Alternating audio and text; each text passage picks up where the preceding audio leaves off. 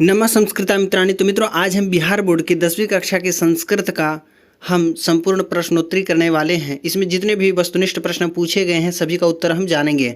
और ये original question paper है ना। ये जो 2024 में परीक्षाएं हुई है आप सभी का, तो 2024 में जो मैट्रिक का यानी 10वीं कक्षा की जो परीक्षाएं हुई है बोर्ड के द्वारा आयोजित जो हुआ है वार्षिक परीक्षा, उसी में ये सारा प्रश्न पूछा गया। इसमें 100 वस्तुनिष्ठ प्रश्न रहते हैं और उनमें से 100 वस्तुनिष्ठ प्रश्न जो भी है तो सभी का हम उत्तर एक एक करके जानेंगे। और ये सेट देख पा रहे होंगे आप, जे सेट है और इसी सेट को हम देखेंगे। इसमें जितने भी प्रश्न हैं सभी को देखेंगे। तो जो भी 10वीं कक्षा के छात्र हैं, आगे आप बोर्ड की एग्ज़ाम देने वाले हैं, बोर्ड की परीक्षा देने वाले हैं, तो आप तैयारी कर रहे हैं तो इसको आप अवश्य देखेंगे। इसमें सारा का सारा जितने भी वस्तुनिष्ठ प्रश्न का उत्तर है सही का सही बताया गया है। और आप लोग वीडियो को अंत तक देखेंगे, वीडियो काफ़ी अच्छी होने वाली है आप सभी छात्र छात्राओं के लिए। तो चलिए बिना विलंब की इस वीडियो को हम प्रारंभ करते हैं और सभी प्रश्नों को हम देखेंगे अच्छी तरीके से। आपको जो है परीक्षा में 100 प्रश्न दिए जाएंगे वस्तुनिष्ठ प्रश्न, और जिनमें से आपको 50 बनाना है। आपको प्रत्येक के लिए एक एक अंक मिलेगा। इस प्रकार 50 अंक आपको जो है वस्तुनिष्ठ प्रश्न से प्राप्त होगा, ठीक है। और निगेटिव मार्किंग नहीं होता है, इस बात को आप ध्यान में रखेंगे। और OMR उत्तर पत्रक आपको मिलता है, उसी पे आपको गोला पे रंगना होता है, ठीक है। तो यहाँ सबसे पहला जो इसमें प्रश्न दिया गया है, मातेव में किन किन वर्णों की संधि हुई है। तो मातेव में जो है वो अ और ई, अ धन ई मिला करके यहाँ पे इसका संधि हुआ है और मातेव बना है ना। अ धन ई मिल के ए बनता है, यहाँ पे गुण संधि हुआ है। तो विकल्प संख्या डी इसका सही उत्तर हो जाएगा।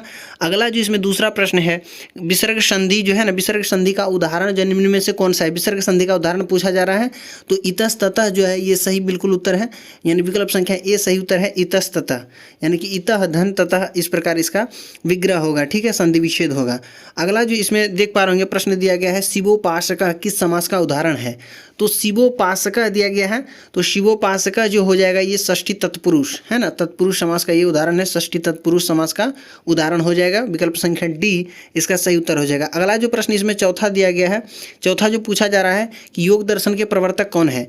तो योग दर्शन के प्रवर्तक जो है इसमें पतंजलि हो जाएगा, ठीक है, पतंजलि हो जाएगा योग दर्शन के प्रवर्तक। बादरायण जो है ये वेदांत दर्शन के हैं, जैमिनी मीमांसा दर्शन के हैं, और वैशेषिक दर्शन के वो कनाद हैं, ठीक है। तो इस प्रकार आप इसको सभी को याद रखेंगे। तो पतंजलि जो है योग दर्शन के प्रवर्तक हैं। आगे देखते हैं, अशांति के निवारण का उपाय किस पाठ में वर्णित है। 5वां प्रश्न है। तो अशांति के निवारण का उपाय जो है ये विश्व शांति है। विश्व शांति एक पाठ है ना, शीर्षक उसी में आया है।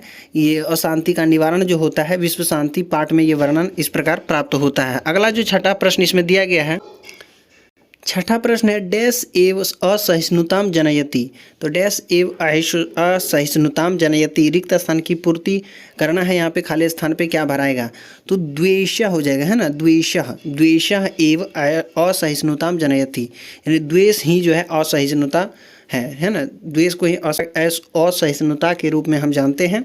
अगला जो इसमें 7वां प्रश्न है, कहता है कि विरला पद का अर्थ है ना।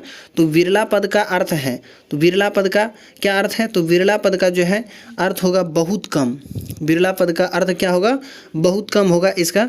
और ये सारे के सारे आपके ही पाठ्य पुस्तक से ही हैं। किसी को लगेगा कि ये कहाँ से प्रश्न पूछ दिया गया है ना, तो ऐसा मन में विचार नहीं आना चाहिए। किससे शांति होती है, किससे शांति होती है, परोपकार से शांति होती है, ठीक है। शांति किससे होती है, परोपकार से। तो जब आप बुक पढ़े होंगे उसमें दिया होगा कि परोपकार से शांति होती है। विकल्प संख्या 20 का सही उत्तर हो जाएगा। अगला जो है इसमें प्रश्न संख्या 9 है, वसुधा धन एव की संधि क्या होगी, है ना। तो वसुधा धन एव को जब हम संधि करेंगे तो पूछ रहा है कि इसमें क्या बनेगा, तो वसुधैव बनेगा, ठीक है, यानी कि विकल्प संख्या डी इसका सही उत्तर हो जाएगा। वसुधैव डबल एकार बनेगा, ठीक है। अगला जो है 10वां प्रश्न इसमें दिया गया है। 10वां प्रश्न में दिया गया है कि रूपम डैश रक्षते, रिक्त स्थान की पूर्ति जो है सही विकल्प से करना है। तो रूपम डैश रक्षते, इसका जो सही उत्तर होगा, इसका सही उत्तर हो जाएगा मृजया, है ना, मृजया, यानी विकल्प संख्या सी। तो इसमें इसका सही उत्तर होगा विकल्प संख्या सी, मृजया। मृजया मतलब होता है रूप की रक्षा, उबटन से यानी स्वच्छता होता है मृजया का अर्थ, स्वच्छता यानी उबटन के अर्थ में हल्दी से जो बनता है। तो रूपम डैश रक्षते, तो रूपम मृजया रक्षते। एक श्लोक ही है, सत्येन रक्षते धर्मो विद्या योगेन रक्षते मृजया रक्षते रूपम कुलम वृत्तेन रक्षते। तो इस प्रकार आप उस श्लोक को ही याद रखेंगे। नीति श्लोक का मैंने पढ़ा रखा है बहुत सारा पाठ को, तो आप जाके वीडियो को देख सकते हैं प्लेलिस्ट में 10वीं कक्षा से संबंधित जितने भी वीडियो हैं। अगला जिसमें दिया गया है, संबोधने च सूत्र से प्रथमा विभक्ति जो है किस वाक्य में है। तो संबोधने च एक सूत्र है, उस सूत्र से बोला जा रहा है कि प्रथमा विभक्ति जो है किस वाक्य में है? तो प्रथमा विभक्ति जो है संबोधन से संबोधन अर्थ में जो है प्रथमा विभक्ति का प्रयोग होता है। तो हे मोहन पुस्तकम पठ, इसमें जो है प्रथमा विभक्ति है यहाँ पे प्रयोग किया गया। ठीक है, तो संबोधने च सूत्र से प्रथमा विभक्ति होती है। तो विकल्प संख्या डी इसका सही उत्तर होगा। अगला जो प्रश्न इसमें है जयंतु, है ना। तो जयंतु पूछा जा रहा है कि जयंतु किस धातु का रूप है? जयंतु किस धातु का रूप है? तो ये जी जो दिया गया है विकल्प संख्या ए इसका सही उत्तर होगा। जी मतलब होता है, जी एक धातु है जिसका अर्थ होता है जीतना, है ना। तो ये हो जाएगा जयंतु का जयंतु जो है किस धातु का रूप है? तो विकल्प संख्या ए सही उत्तर होगा, जी धातु का ये रूप है। अगला जो इसमें 13वां प्रश्न है, राजन शब्द के षष्ठी विभक्ति बहुवचन का रूप कौन है? तो राजन शब्द रूप का जो है षष्ठी विभक्ति बहुवचन का रूप जो है राज्ञाम होगा, है ना। राज्ञाम विकल्प संख्या 20 का सही उत्तर हो जाएगा। अगला जो है त्वयी पद का जो है मूल रूप क्या है? तो त्वयी पद का मूल रूप क्या है? आप शब्द रूप भी आपको याद करके जाना होता है, तब आप परीक्षा में बैठे बहुत ही अच्छी तरीके से बनेगा। शब्द रूप, धातु रूप सबको आप हमेशा ध्यान में रखेंगे। तो ये युष्मद शब्द रूप का है, युष्मद, अस्मद, बालक, ये सभी पढ़ना है। तो मैंने चैनल पे पढ़ा रखा है, वहाँ पे आप पढ़ सकते हैं। ठीक है, तो त्वयी जो है पद का मूल रूप क्या होगा? तो युष्मद हो जाएगा। ठीक है, अगला जिसमें प्रश्न दिया गया 15वां प्रश्न संख्या 15 कहता है कि प्रत्यहम में कौन सा उपसर्ग है? तो प्रत्यहम में कौन सा उपसर्ग है? तो इसमें हो जाएगा विकल्प संख्या सी, प्रति जो है इसका बिल्कुल सही उत्तर हो जाएगा। अगला जो प्रश्न इसमें दिया गया 16वां प्रश्न में कहता है कि आलस्यम में कौन सा प्रत्यय है? तो आलस्यम में कौन सा प्रत्यय है? तो ये स्याय प्रत्यय है। विकल्प संख्या 20 का सही उत्तर हो जाएगा। अगला जो इसमें 17वां प्रश्न दिया गया है, 17वां प्रश्न में जो रिक्त स्थान दिया गया है कहता है डैश जना नम्रा भवंती। तो डैश जना नम्रा भवंती, तो बुद्धिमानता हो जाएगा। ठीक है, बुद्धिमानता विकल्प संख्या सी इसका सही उत्तर हो जाएगा। जब बहुवचन शब्द जगह प्रयोग हुआ है तो यहाँ भी हम बहुवचन का प्रयोग करेंगे, इसका शब्दरूप चलता है। ठीक है, आगे हम देख लेते हैं इसमें 18वां प्रश्न संख्या 18 दिया गया है, कहता है डैश बालिका मार्गे पतति, डैश बालिका मार्गे पतति। तो इसमें देंगे धावन, है ना, धावन, तो धावन हो जाएगा। तो ये विकल्प संख्या सी इसका सही उत्तर हो जाएगा। अगला जो इसमें प्रश्न संख्या 19 दिया गया है नवधनकत, नवधनकत से कौन सा पद बनेगा? नमधनकत से कौन सा पद बनेगा? तो बनेगा नतम, न त म में हलन। ठीक है, नतम बनेगा। नमधनकत से कौन सा प्रत्यय बनेगा? तो नतम बनेगा। ये बिल्कुल सही उत्तर हो गया। अगला जो प्रश्न संख्या 20 है, इसमें गय धातु के लिरिट लकार उत्तम पुरुष एक वचन का रूप निम्न में से कौन सा हो? गय धातु है और लिरिट लकार का उत्तम पुरुष एक वचन में रूप कहा जा रहा है, तो हो जाएगा गास्यामी। ठीक है, विकल्प संख्या ए इसका सही उत्तर हो जाएगा। अगला जो प्रश्न है किस पद में व्यंजन संधि है? तो किस पद में व्यंजन संधि है? तो विकल्प संख्या डी में जो दिया गया है ये बिल्कुल सही उत्तर हो जाएगा। इसका संयमा में जो है व्यंजन संधि का प्रयोग किया गया है। किस समास का पहला पद संख्यावाची होता है? तो किस समास का पहला पद जो है वो संख्यावाची होता है? तो द्विगु समास का पहला पद जो है संख्यावाची होता है। विकल्प संख्या ए बिल्कुल सही उत्तर हो जाएगा। अगला जो प्रश्न संख्या 20 दिया गया है, कहता है यथेक्षम का विग्रह क्या होगा? तो यथेक्षम का विग्रह जो होगा इच्छाम अनतिक्रम्य, है ना, इच्छाम अनतिक्रम्य, इच्छा के अनुसार। अगला जो है प्रश्न संख्या 24 है, अव्ययी भाव समास उसमें है।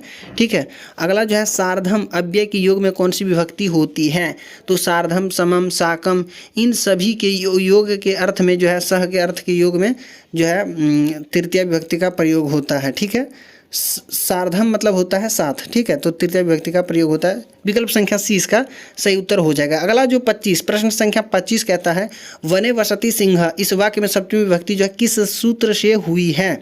तो इसमें जो है सप्तम्यधिकरणे यानी सप्तमी अधिकरण से यहाँ जो है सप्तमी अधिकरण सूत्र से जो है वने वसति सिंह, इस वाक्य में जो सप्तमी विभक्ति जो हुई है वो किस सूत्र से? सप्तमी अधिकरण सूत्र से हुई है। अगला जो प्रश्न संख्या 26 है, कर्म कारक में कौन सी विभक्ति होती है? तो कर्म कारक में कौन सी विभक्ति होती है? तो द्वितीय विभक्ति का प्रयोग किया जाता है। विकल्प संख्या 20 का सही उत्तर हो जाएगा।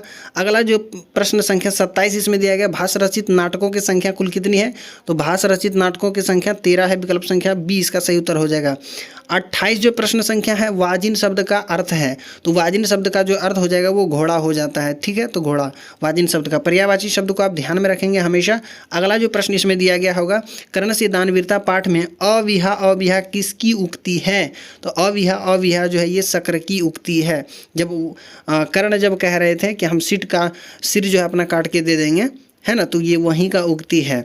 ठीक है, तो ये शक्र की उक्ति है। ये कर्ण से दानवीरता में अविहा ये जो है शक्र बोले थे। और शक्र यानी कि शक्र मतलब इंद्र बोले थे। अविहा। ठीक है, अगला जो है प्रश्न संख्या 30 कह रहा है कि सुबद्धमूला पादपाः निपतन्ति, सुबद्धमूला पादपाः निपतन्ति, प्रश्न संख्या 30 है।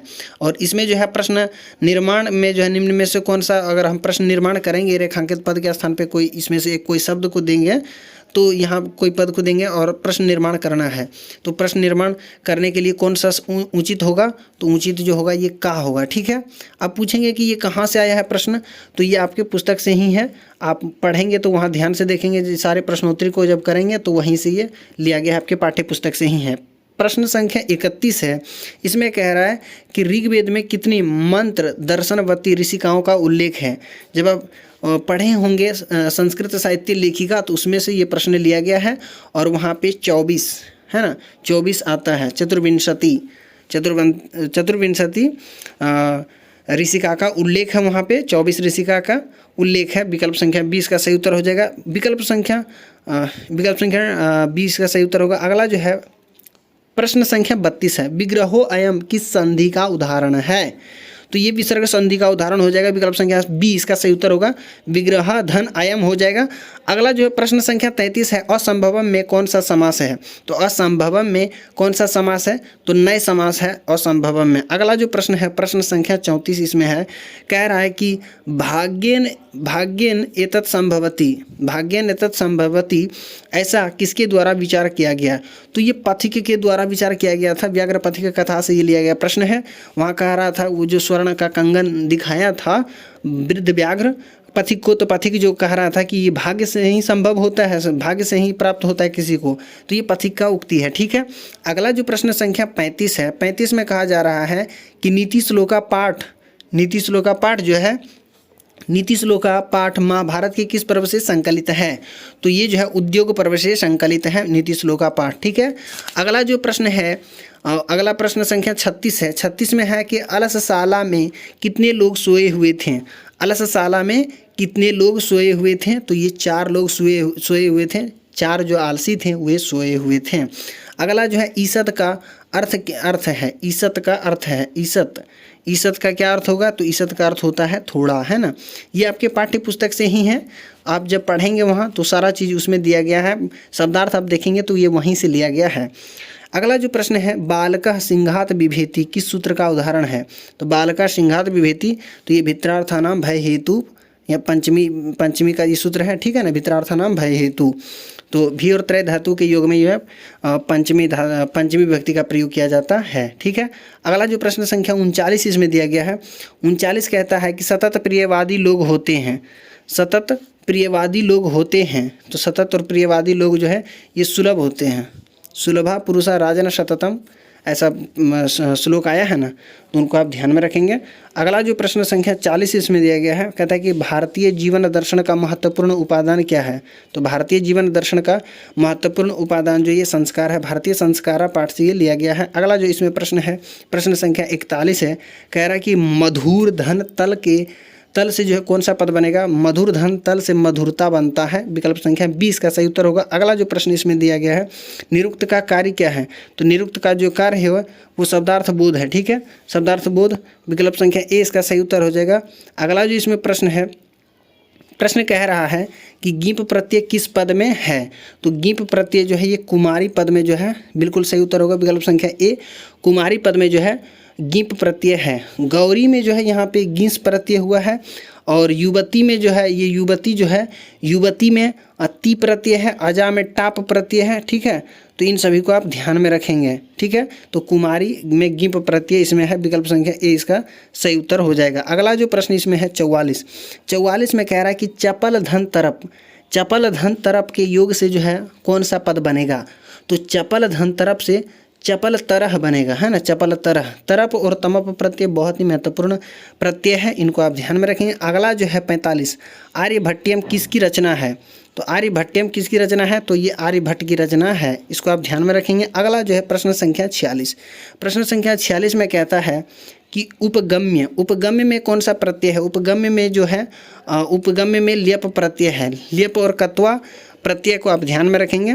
तो उपगम्य में ल्यप प्रत्यय है, ल्यप प्रत्यय में हमेशा आगे में उपसर्ग आता है और अंत में जो है अंतिम से एक पूर्व वर्ण जो होता है आधा म है, यहाँ पे जो भी होगा यो से पहले यो रहता है, यो से पहले एक आधा रहता है लगभग में अक्षर, ठीक है। तो इस प्रकार इसका एक पहचान है, छोटा मोटा आपको समझाने के लिए मैंने बता दिया। और बाकी बात आप व्याकरण का विशिष्ट अध्ययन करेंगे तो सारी चीज़ें आप समझ जाएंगे। अगला जो प्रश्न है, आसित किस लकार का रूप है? तो आसित जो है ये लंग लकार का रूप है। विकल्प संख्या डी इसका सही उत्तर हो जाएगा। अगला जो है प्रश्न संख्या 48। प्रश्न संख्या 48 कह रहा है छात्र शब्द के समान किस शब्द का रूप चलेगा? तो छात्र के समान जो है किस शब्द का रूप चलेगा? तो गज का जो है ये शब्द रूप चलेगा छात्र के समान। अगला जो प्रश्न है 49, संसारः में कौन सा उपसर्ग है? तो संसारः में कौन सा उपसर्ग है? सम उपसर्ग हो जाएगा। विकल्प संख्या सी इसका सही उत्तर हो जाएगा। अगला जो है प्रश्न संख्या 50 है। प्रश्न संख्या 50 में कह रहा है कि अयम जटाभि तापसः ज्ञायते, यहाँ जटाभि में तृतीया विभक्ति जो है किस सूत्र से हुई है? तो तृतीया विभक्ति जो यहाँ मतलब कि यहाँ जो तृतीया विभक्ति हुई है जटाभि में, ये पूछा जा रहा है किस सूत्र से हुई है? तो इत्थम भूत लक्षणे सूत्र से तृतीया विभक्ति का प्रयोग किया गया है। अगला जो है 51, राम प्रवेश के गांव का नाम क्या था? तो राम प्रवेश के गांव का नाम जो था वो भिखन टोला गांव था। विकल्प संख्या ए इसका बिल्कुल सही उत्तर होगा। 52, प्रश्न संख्या 52 में कहा जा रहा है कि प्रशासन ने भिखन टोला से 1 कोस की दूरी पर क्या स्थापित किया था? तो इन्होंने जो है प्राथमिक विद्यालय स्थापित किया था, है ना। प्राथमिक विद्यालय जो प्रशासन ने भिखन टोला गाँव से जो है 1 कोस की दूरी पर प्राथमिक विद्यालय की स्थापना की थी। अगला जो है प्रश्न संख्या 53, इसमें कह रहा है कि तथा युक्तम चानिप्सितमम, तथा युक्तम चानिप्सितम सूत्र का जो है उदाहरण है। कौन सा इसमें उदाहरण होगा इस सूत्र का? ठीक है, तो इसमें जो उदाहरण होगा ये सह ग्रामम गच्छन तृणम अस्पृश्यति। तो सह ग्रामम गच्छन तृणम अस्पृश्यति मतलब वह गांव जाते हुए घास को स्पर्श करता है। तो यहाँ पे जो है मुख्य क्रिया इसमें क्या होगा?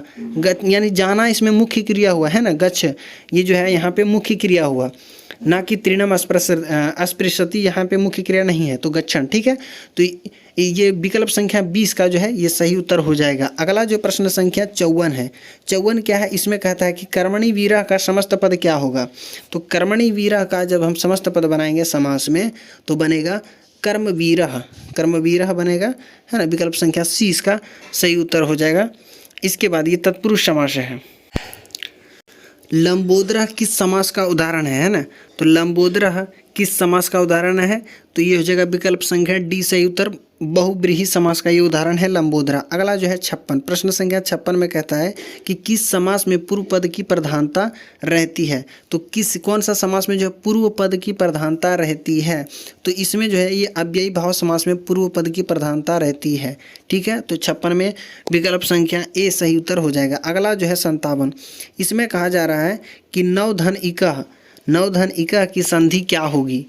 नवधन इका की जब हम संधि करेंगे तो क्या बनेगा? नाविका बनेगा, है ना। नाविका बनेगा, नवधन इका यानी कि नाविका बनेगा।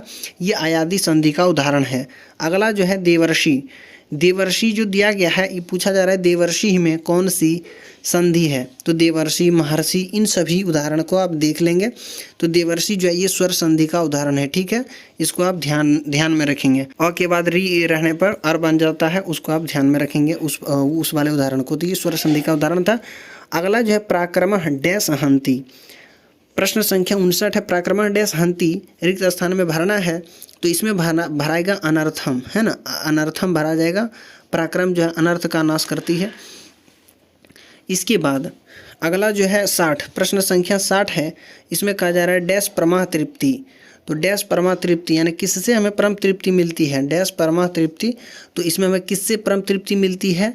तो विद्या। विकल्प संख्या डी इसका सही उत्तर होगा, विद्या से परम तृप्ति मिलती है। प्रश्न संख्या 61 है। इसमें कहा जा रहा है कि पहले शिष्य वेदारंभ कहाँ करते थे, है ना। भारतीय संस्कारा पाठ से लिया गया प्रश्न है। तो पहले जो है शिष्य गुरु के घर में, गुरुगृह यानी गुरु के घर में ये वेदारंभ करते थे, गुरुकुल में करते थे। ठीक है, अगला जो है संस्कार कितने हैं? संस्कार कितने हैं? तो देखिए, अगर यदि संस्कार के प्रकार पूछा जाए तो 5 प्रकार के संस्कार कहे गए हैं, और अगर कुल संस्कारों की संख्या पूछे तो 16 है ना। तो 16 संस्कार है। अगला जो है इसमें पूछा जा रहा है कि सीमंतोन्नयन संस्कार का प्रयोजन क्या है। प्रयोजन का अर्थ आपको बता दें कि प्रयोजन का अर्थ होता है उद्देश्य। प्रयोजन मतलब उद्देश्य। तो सीमंतोन्नयन संस्कार का प्रयोजन क्या है, तो यानी गर्भवती की जो प्रसन्नता के लिए ये संस्कार होता है, सीमंतोन्नयन संस्कार। अगला जो है 64, इसमें है कि वीरेश्वरः कारुणिकः मंत्री आसीत। प्रश्न निर्माण करना है। कारुणिकः जो है इसके स्थान पे हमें कोई ऐसा इन चारों में से एक विकल्प का चयन करके प्रश्न निर्माण करना है, प्रश्न बनाना है। तो इसमें जो प्रश्न बनेगा वो होगा कि यानी कि ये जो कीदृशा दिया गया है, कीदृशा पद को अगर हम यहाँ पे ले आएंगे तो ये प्रश्न निर्माण हो जाएगा। वीरेश्वरः कीदृशः मंत्री आसीत्, यानी वीरेश्वर कैसा मंत्री था। ठीक है, ये प्रश्न बन जाएगा। प्रश्न संख्या 65 दिया गया, इसमें कह रहा है कि चंद्रादित्य से राज्ञी डैश एव विजयांका इति मन्यते, यानी कि चंद्रादित्य की रानी कौन ही विजयांका मानी जाती है, तो ये विजय भट्टारिका। चंद्रादित्य की राजा चंद्रादित्य की रानी विजय भट्टारिका ही विजयांका इस प्रकार माना जाता है ना। तो ये विजय भट्टारिका हो जाएगा। अगला जो प्रश्न संख्या 66 है, तुस्निम पद का अर्थ है। तुस्निम पद का अर्थ जो है मौन है ना। विकल्प संख्या 20 का सही उत्तर होगा 67। प्रश्न संख्या 67 में कहा जा रहा है हमारी मातृभूमि कैसी है। तो हमारी मातृभूमि कैसी है, तो हमारी मातृभूमि जो है वो निर्मल, वत्सल और विशाल है ना। ये तीनों इसका सही उत्तर हो जाएगा। विकल्प संख्या डी, ABCD यानी सब सही है। ठीक है, शैक्षणिक संस्कार कितने हैं, तो शैक्षणिक संस्कार पूछा जा रहा है कि कितने हैं, तो शैक्षणिक संस्कार जो है ये 5 है कुल मिला के, है ना। विकल्प संख्या ए इसका सही उत्तर हो जाएगा। कौन कौन सा, अक्षर आरंभम है ना, अक्षर आरंभ, उपनयनम, केशांतम, वेदारंभम और समावर्तन, ये 5 संस्कार हैं।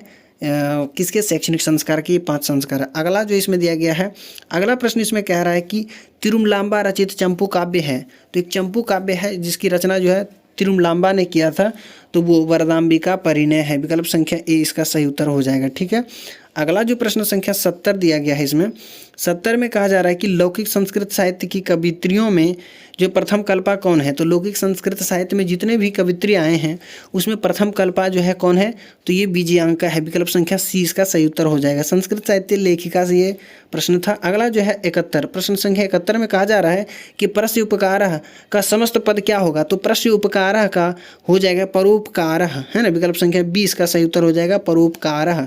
अगला जो 72 है, प्रश्न संख्या 72 में कहा जा रहा है, ये व्याकरण से देखिए प्रश्न लिया गया है। कहा जा रहा है कि ऋन्नेभ्यो ङीप सूत्र से ङीप प्रत्यय किस पद में हुआ है। तो इस सूत्र से कहा जा रहा है तो दात्री पद में जो है ये ङीप प्रत्यय हुआ है इस सूत्र से। अगला जो प्रश्न दिया गया है इस प्रकार 73, प्रश्न संख्या 73 कहा जा रहा है, इसमें इंद्र का स्त्रीलिंग रूप क्या होगा, है ना। तो इंद्र का जो है स्त्रीलिंग रूप क्या होगा, ऐसा प्रश्न है। तो इंद्र का स्त्रीलिंग रूप जो है इंद्राणी होगा, है ना। इंद्र का स्त्रीलिंग रूप इंद्राणी, दीर्घिकारांत वाला। ठीक है, आगे जो है व्याघ्रपथी कथा में जो एक शब्द आया था व्याघ्रपथी कथा में कि अह महापंके पतितो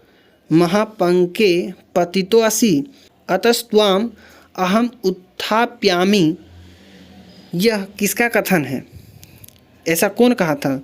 तो बाघ कहा था, है ना। वृद्ध व्याघ्र वही कहा था कि मतलब कि भयानक कीचड़ में फंस गए हो, रुको मैं जो है तुमको उठाने के लिए आता हूँ, निकालने के लिए आता हूँ, ऐसा वृद्ध व्याघ्र ने कहा था। तो व्याघ्रपथी कथा से ये प्रश्न लिया गया है।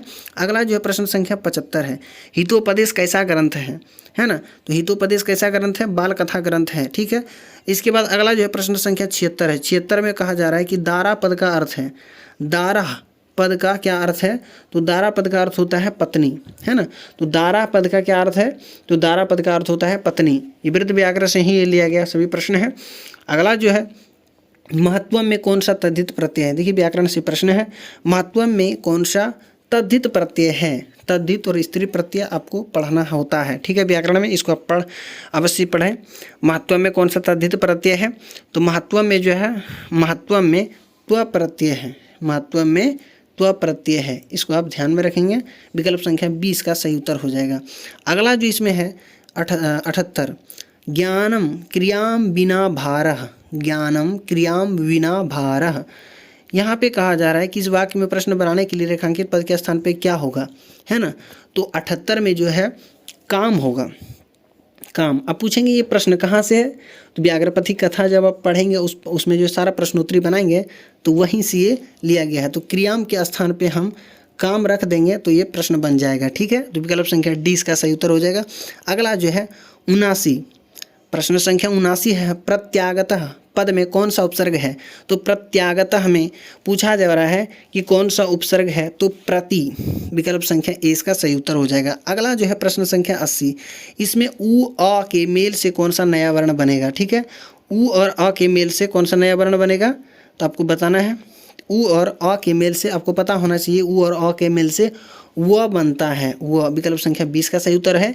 इको यणचि सूत्र यहाँ है। ठीक है, इको यणचि सूत्र आप पढ़ेंगे तो यहीं पे यन संधि है। ठीक है, अगला जो है, अगला है कि अस्मद शब्द रूप, जब अस्मद और युष्मद शब्द रूप आपको पढ़ना ही होता है। अस्मद शब्द रूप पंचमी विभक्ति बहुवचन में क्या होगा? अस्मद शब्द रूप पंचमी विभक्ति बहुवचन में अस्मत होता है, विकल्प संख्या सी इसका सही उत्तर है। अगला जो है संसित व्रता, संसित व्रता मुनिया डैश उपतिष्ठन्ते, उत्तिष्ठन्ते, तो यहाँ पे डैश के स्थान पे हमें क्या भरना है? तो आदित्यम, विकल्प संख्या 20 का सही उत्तर हो जाएगा।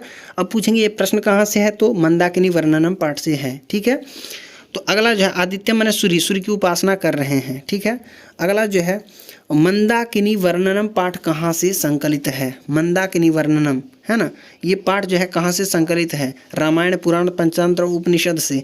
तो ये जो है रामायण से संकलित है मंदाकिनी वर्णनम, विकल्प संख्या ए इसका सही उत्तर हो जाएगा। अगला जो प्रश्न संख्या 84 है, इसमें कहा जा रहा है कि हे कल्याणी संबोधन किसके लिए प्रयुक्त हुआ है? ये भी मंदाकिनी वर्णनम पाठ से संबंधित प्रश्न है और ये हो जाएगा ए, विकल्प संख्या ए सीता, यानी हे कल्याणी, भगवान प्रभु राम कह रहे हैं माता सीता से हे कल्याणी, और मंदाकिनी का वर्णन कर रहे हैं। अगला जो है स्वामी दयानंद के बचपन का नाम क्या था? स्वामी दयानंद के बचपन का नाम क्या था? तो मूल शंकर था, विकल्प संख्या बी इसका सही उत्तर हो जाएगा। अगला जो प्रश्न इसमें है 86, तत्र विधवा नाम स्थिति गर्हिता अस्ति, वहाँ जो है विधवाओं की स्थिति जो है काफ़ी दयनीय थी।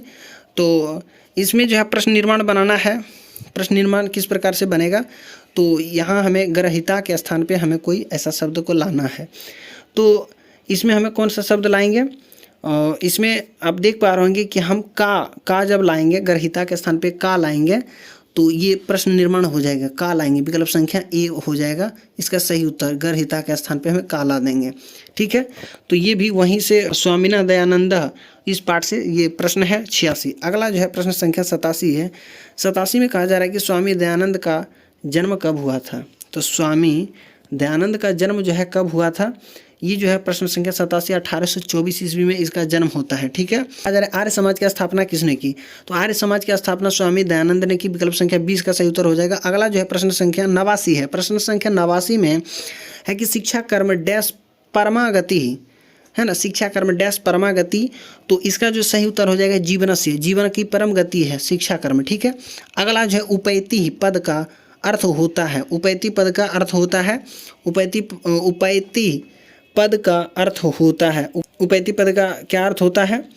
तो हो जाएगा प्राप्त करता है, प्राप्त करता है। अब पूछेंगे ये प्रश्न कहाँ से दे दिया? तो ये कर्मवीर कथा पढ़ेंगे, वहाँ जो है उस पाठ की समाप्ति जब होने लगती है वहाँ से एक शब्द, एक वाक्य आता है, सत्यम मुक्तम, सत्य ही कहा गया है, उद्योगिनम पुरुष सिंहम उपैति लक्ष्मी, है ना, तो ऐसा आया है। अगला जो है, अगला प्रश्न है 91, प्रोक्त पद का अर्थ है, प्रोक्त पद का अर्थ है, तो प्रोक्त पद का अर्थ हो जाएगा कही गई, विकल्प संख्या ए इसका सही उत्तर हो जाएगा। अगला जो है 92, इसमें कह रहा है कि मति शब्द रूप का तृतीय विभक्ति एक वचन में रूप क्या होगा?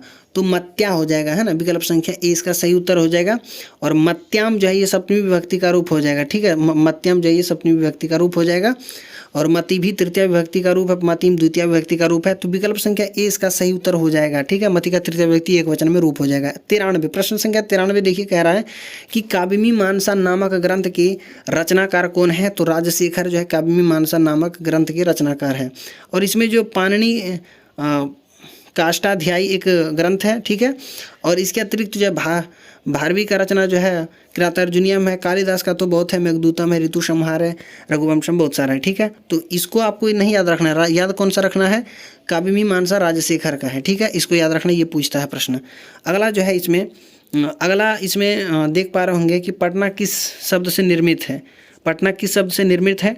तो पटना जो है पटना किस शब्द से निर्मित है? पत्तनम इस शब्द से निर्मित है। विकल्प संख्या ए इसका सही उत्तर हो जाएगा। और एक दामोदर गुप्त का जो रचना है कूटनीमत ताख्य काव्य की रचना, ठीक है, दामोदर गुप्त का, उसको भी याद रखना है आपको। अगला जो है इसमें प्रश्न संख्या है 95। प्रश्न संख्या 95 जो है इसमें कह रहा है कि पटना नगर की पालिका देवी है। पटना नगर की पालिका है। पटना नगर की पालिका कौन है? तो पटन देवी है। विकल्प संख्या सी इसका सही उत्तर हो जाएगा। अगला जो प्रश्न संख्या 96 है, 96 में कहा जा रहा है कि गच्छेयु पद में कौन सी धातु है? तो गच्छेयु पद में जो है गम धातु है, ठीक है, मूल धातु इसमें गम है। अगला जो है पाधन तुमुन से कौन सा अव्यय बना है? पाधन तुमुन से कौन सा अव्यय बना है? पातुम। पाधन तुमुन से कौन सा अव्यय बना है? पातुम बना है। इसके बाद अगला जो है डैश परीक्षायाम अहम प्रथमम स्थानम प्राप्तवान, है ना, डैश परीक्षायाम अहम प्रथमम स्थानम प्राप्तवान। तो इसमें जो भराएगा वो भराएगा वार्षिका, ठीक है, वार्षिका भर देंगे। वार्षिका परीक्षायाम अहम प्रथमम स्थानम प्राप्तवान। अगला जो इसमें प्रश्न संख्या 99 है। 99 में कहा जा रहा है अजा में कौन सा स्त्री प्रत्यय है? तो अजा में कौन सा स्त्री प्रत्यय है? तो अजा में टाप प्रत्यय है। विकल्प संख्या सी इसका सही उत्तर हो जाएगा। अजा में टाप प्रत्यय है। अगला जो इसमें आखिरी प्रश्न है, वस्तुनिष्ठ का आखिरी प्रश्न है ये 100वां। इसमें अब ध्यान देंगे स्मृति पद में कौन सी धातु है? तो स्मृति पद में जो है स्मृति धातु जो है इसमें है। स्मृति पद में स्मृति धातु है। विकल्प संख्या ए इसका सही उत्तर हो जाएगा। तो इस प्रकार मैंने जितने भी 100 वस्तुनिष्ठ प्रश्न दिए गए थे सभी का उत्तर मैंने करवा दिया। 100 में से आपको 50 ही बनाना होता है, ठीक है। इसके बाद आपके सामने गद्यांश दिए जाते हैं, उसमें भी विकल्प रहता है, दोनों में से कोई एक गद्यांश बनाए। 2 गद्यांश बनाना होता है। तो पहले 2 गद्यांश रहेगा, उसको पढ़ के नीचे प्रश्न उत्तर बनाना है। तो 2 में से एक कोई ये बनाए अथवा करके आपको यहाँ पे एक दिया जाता है, और इन दोनों में से कोई एक बना ले, अन्यथा आपको और भी विकल्प दिए जाएंगे, ठीक है, वो बना लें। इसके अतिरिक्त आपके सामने प्रश्न दिए जाते हैं। 8 अंक के जो है संस्कृत में पत्र लेखन पूछा जाता है, ठीक है। तो किन्हीं 2 प्रश्न का फिर उत्तर कोई 2 पर आपको लिखना होता है पत्र लेखन, कोई 2 लिखना होता है, 4 अंक के 2 होते हैं। अनुच्छेद लिखना होता है यानी निबंध। तो निबंध जो लिखना होता है वो किस 7 में से कोई एक पर लिखना है, 7 वाक्य में लिखना है किसी एक विषय पर। आपके सामने बहुत सारा विकल्प होगा, पाटलिपुत्रम, मम विद्यालय, गंगा नदी, सरस्वती पूजा, अनुशासनम, इन सभी में से किसी एक पर आपको जो अनुच्छेद लिखना होता है, जिसमें से आपको 7 अंक प्राप्त होता है, ठीक है। इसके अतिरिक्त जो है आपसे अनुवाद पूछा जाता है। तो किन्हीं 6 वाक्यों का अनुवाद जो है आपको संस्कृत में करना होता है, जैसे कि यहाँ पे देख पा रहे हैं बहुत सारा है, जलमेव जीवनम अस्ति, है ना। तो इसमें बहुत सारा दिया गया है। तो इन सभी का जो है आप अनुवाद बनाएंगे। इसके अतिरिक्त लघु उत्तरीय प्रश्न आपको जो है 16 अंक का रहता है, यानी 8 प्रश्न का निर्माण करना है, किन्हीं 8 प्रश्न को बनाना है, प्रत्येक 2-2 अंक का रहता है, ठीक है। इसको हिंदी में ही लिखना रहता है ना। तो इसको आप लिख सकते हैं, संस्कृत में लिखना चाहते हैं संस्कृत में भी लिख सकते हैं, कोई दिक्कत की बात नहीं है। तो इस प्रकार आप देख पा रहे होंगे मैंने सारा प्रश्नोत्तरी आपके सामने करवा दिया था, और इसमें कहीं कोई प्रश्न में आपको त्रुटि नज़र आए तो आप हमें कमेंट बॉक्स के माध्यम से बताएंगे, और मैंने पूरी कोशिश की आपको अच्छी से अच्छी तरीके से बताने का। तो ये सेट जे था, ठीक है। तो आप अच्छी तरीके से सारे प्रश्नों को एक बार नहीं 2 बार वीडियो को देख लेंगे, है ना। आपके लिए बहुत ही महत्वपूर्ण प्रश्न है। ये ओरिजिनल क्वेश्चन पेपर था 2024 का, ठीक है, जो परीक्षाएं हुई है। तो आशा नहीं, हम पूरी उम्मीद करते हैं कि वीडियो आपको बहुत ही पसंद आई होगी। वीडियो पसंद आई तो आप एक लाइक कर देंगे, और चैनल पे पहली बार आए हैं सब्सक्राइब करके इस परिवार से जुड़ जाएंगे। और प्लेलिस्ट में बहुत सारे वीडियो है 10वीं कक्षा से का, हर एक चैप्टर वाइज है ना। प्रत्येक अध्याय का, प्रत्येक पाठ का मैंने हिंदी अनुवाद कर दिया है, कहानी को समझा दिया है, श्लोक को समझा दिया है, और उसका प्रश्नोत्तरी भी करवाया है। तो आप जाके वीडियो को देख सकते हैं। तो इस वीडियो में इतना ही, मिलते हैं इससे बेहतरीन वीडियो के साथ। तब तक के लिए नमः संस्कृत है, धन्यवाद।